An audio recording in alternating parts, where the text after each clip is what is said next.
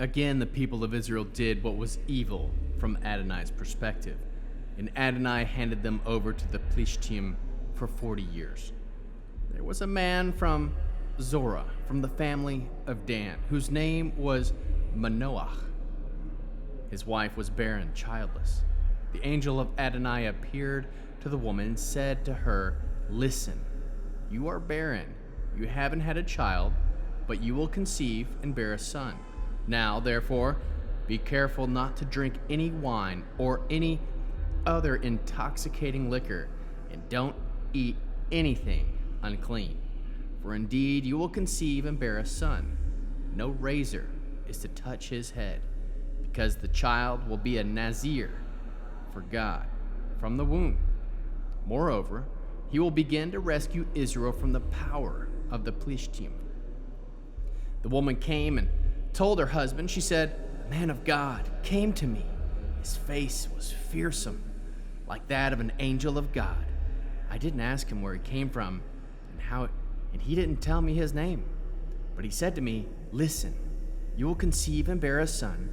So now don't drink any wine or any other intoxicating liquor, and don't eat anything unclean, because the child will be a Nazir for God from the womb until the day he dies.' Then Manoach prayed to Adonai, 'Please, Adonai, let the man of God you sent come again to us and teach us what we should do for the child who will be born.' God paid attention to what Manoach said, and the angel of God came again to the woman as she sat in the field. But her husband, Manoach, wasn't with her. The woman hurried and ran to tell her husband, 'Here, that man, the one who came to me the other day, he came again.' Manoach got up, followed his wife, went to the man and said to him, 'Are you the man who spoke to the woman?' He answered, 'I am.' Manoach asked, 'Now, when what you say comes true, what are the guidelines for raising the child? What should be done for him?' The angel of Adonai said to Manoach, 'The woman should take care and do everything I said to her. She shouldn't eat anything that comes from a grapevine. She shouldn't drink wine or any other intoxicating liquor, and she shouldn't eat anything unclean. She should do everything I ordered her to do.'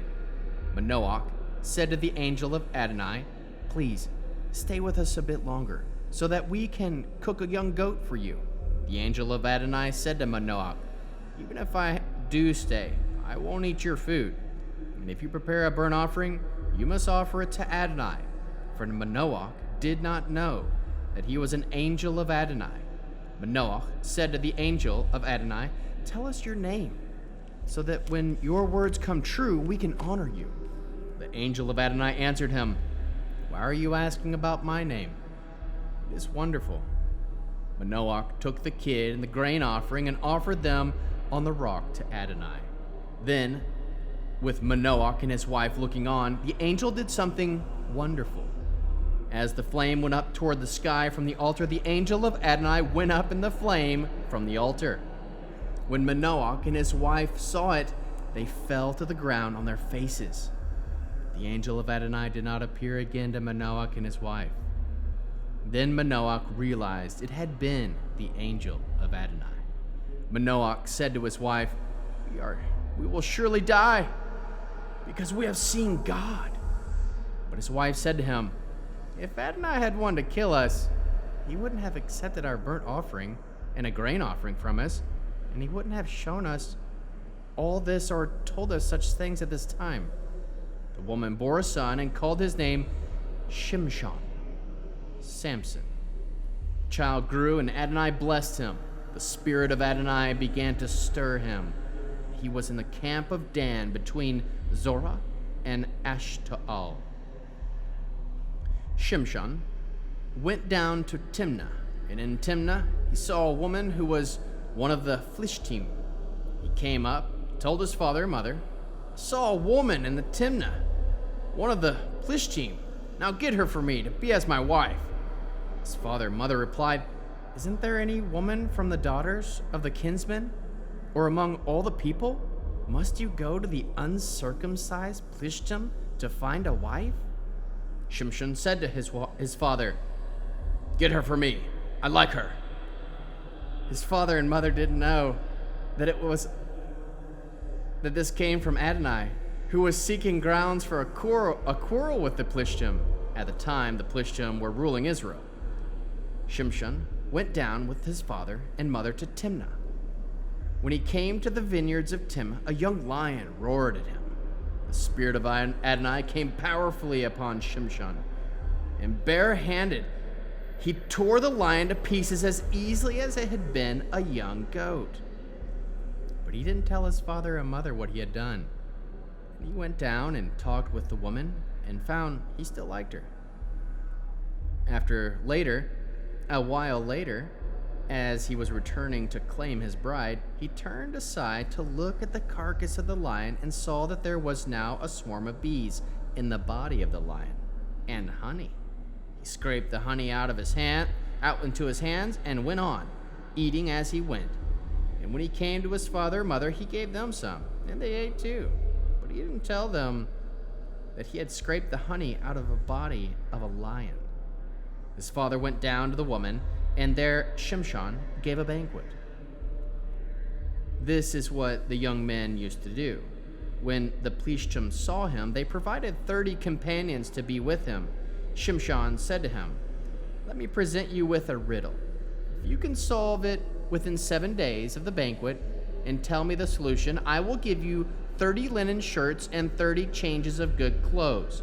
But if you can't solve it, you give me 30 linen shirts and 30 changes of good clothes." They answered, "Tell us the riddle. We want to hear it." So he said to them, "Out of the eater came food. Out of the strong came sweetness." 3 days passed, and they couldn't solve the riddle.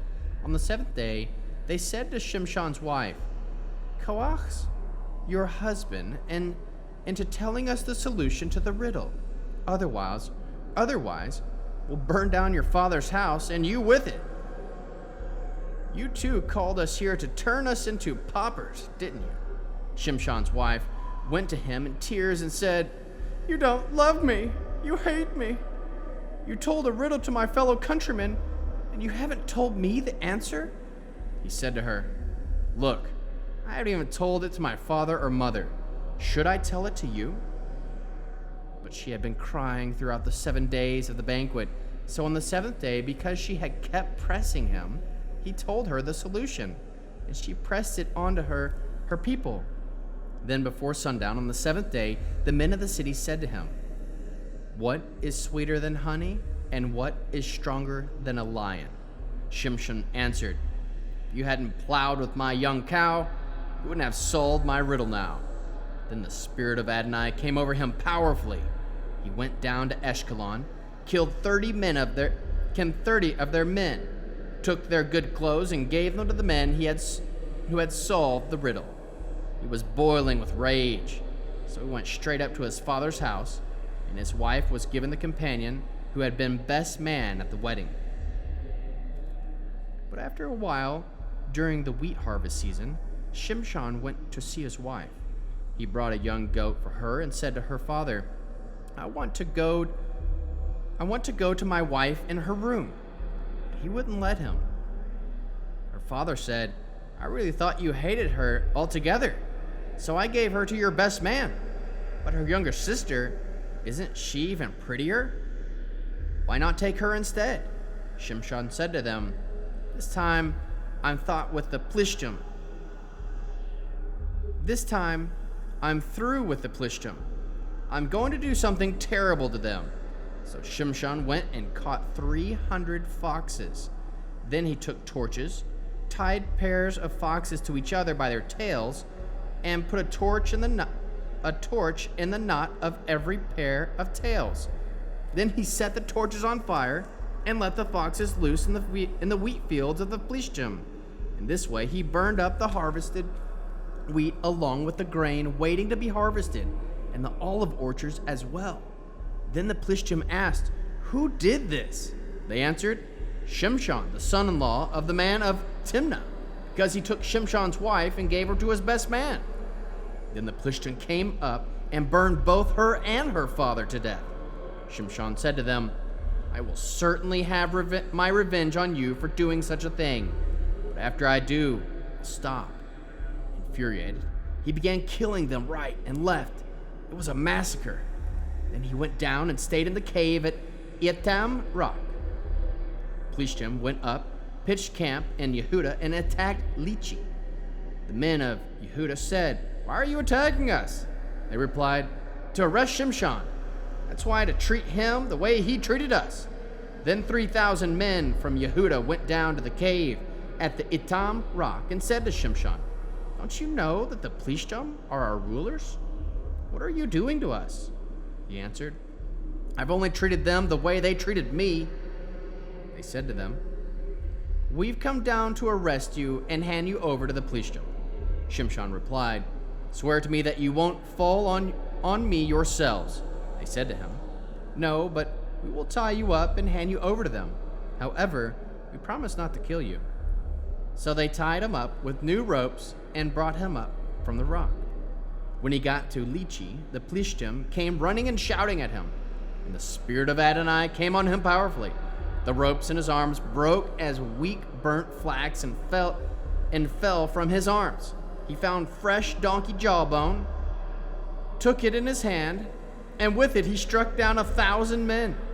Shimshon said, "With the jawbone of a donkey, I left heap piles on heaps. With the jawbone of a donkey, I killed 1,000 men." After he finished speaking, he threw the jawbone away, and the place became called Ramath Lichi, Jawbone Heights. Then he felt very thirsty, so he called on Adonai, saying, "You accomplished this great rescue through your servant, but I am now to die from my thirst and fall into the hands of the uncircumcised." Then God made a gash in the crater of Lichi, and water came out. When he had drunk, his spirit came back, and he revived. This is why the place is called Ionit HaKori, the spring of him who called. And it is there in Lichi until now. He judged Israel in the period of the Plishtim for 20 years.